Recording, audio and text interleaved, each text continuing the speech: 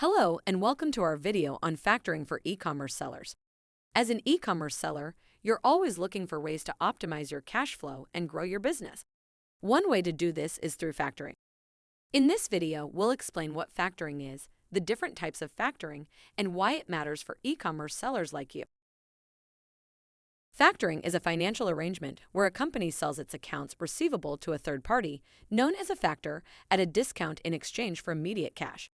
Essentially, it is a way to get paid faster for the goods or services that you have already provided. There are two types of factoring that e-commerce sellers should be aware of: recourse and non-recourse factoring. In recourse factoring, the e-commerce seller remains responsible for the accounts receivable if the buyer fails to pay. The factor provides financing against the accounts receivable, but the risk of non-payment remains with the seller. Recourse factoring is usually less expensive than non-recourse factoring, but it does carry a higher level of risk. In non-recourse factoring, the factor takes on the risk of non-payment from the buyer. If the buyer fails to pay, the factor absorbs the loss.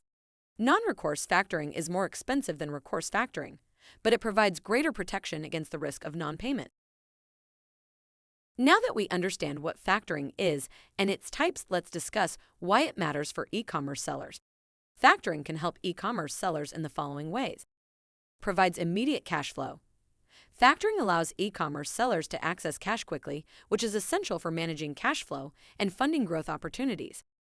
Reduces the risk of bad debts. Non-recourse factoring can reduce the risk of bad debts by shifting the responsibility of non-payment to the factor. Helps with expansion.